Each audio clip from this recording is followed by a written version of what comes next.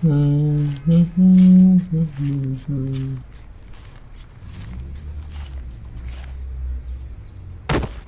ஏய் ஏய் பா ஏய் என்னாச்சியா இரியா இரியா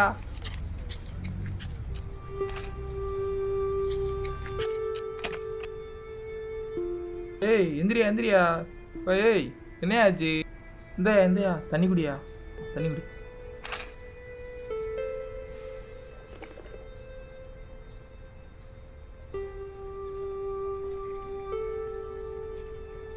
மெதுவா எந்திரியா பாத்தியா மெதுவா எந்திரியா ஆயா உனக்கு ஒன்றும் இல்லையா ஆயா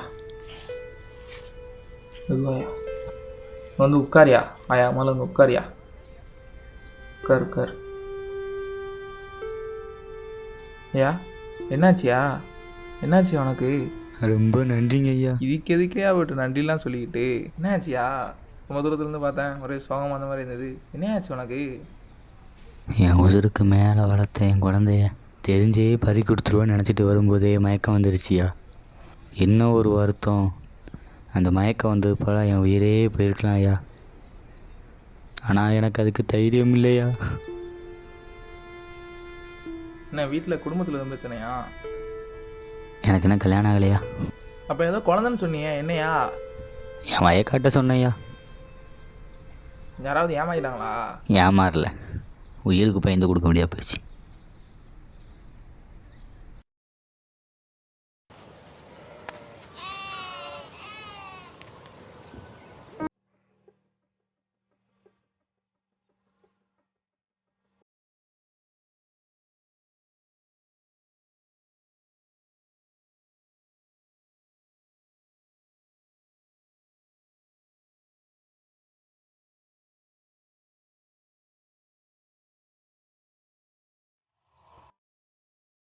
ஏனே இங்க யாருன்னா சொல்ல?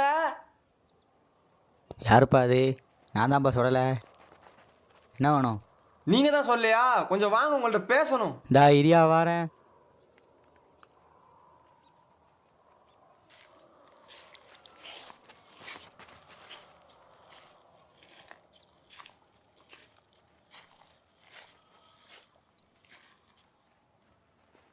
என்னையா, என்ன விஷயம்?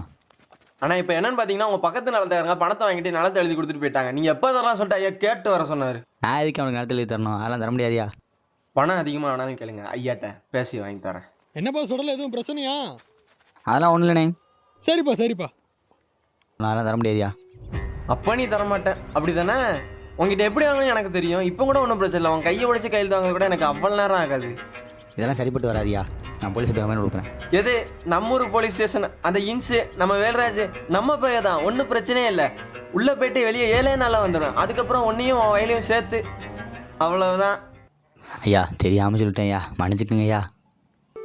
ஐயா உங்கள் காலில் நாள் விழுதேன், என்னையும் நிலத்தையும் விட்டுருங்க ஐயா. சரி சொல்ல, கடைசியே கேட்குறேன், பயிரா உயிரா? ஐயா சரி சொல்ல, இப்போ கூட ஒன்றும் பிரச்சனை இல்லை. 2 நாள் வீட்டில் உட்காந்து நல்லா யோசி. அப்புறம் வேணா ஐயாட்ட வந்து பேசு, பார்த்து பண்ணிக்கலாம். நல்லவனா இருக்க, புரிஞ்சுப்பேன்னு நினைக்கிறேன். ஐயா ஐயா. சார் இப்படிலாமா பண்ணுறாங்க? வாயா பெரிய ஆஃபீஸ் போய் கம்ப்ளைண்ட் பண்ணுவோம். அங்கெல்லாம் நம்ம பேச முடியாதுண்ணே, பணம் தான் பேசும். அப்போ இருக்கிறவங்களாம் பணத்தை வாங்கிட்டு வேலை பார்க்குறாங்களா?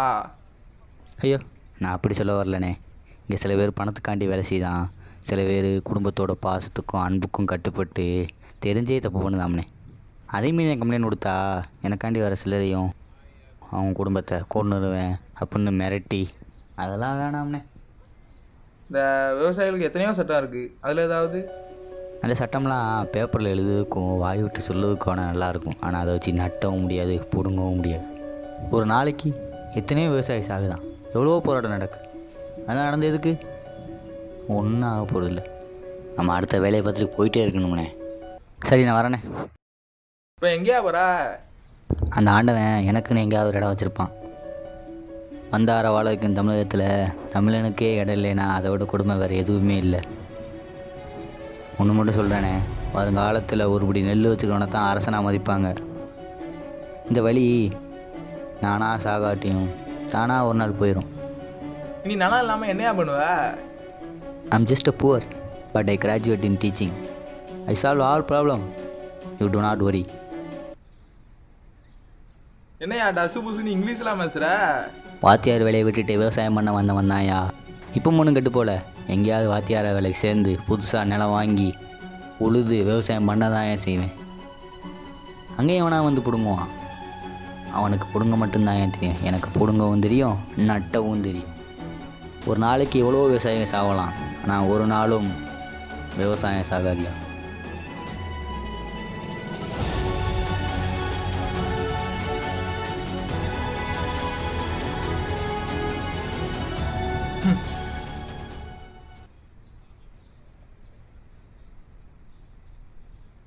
என்னையா அவன்கிட்டலாம் பேசிகிட்டு இருக்கீங்க?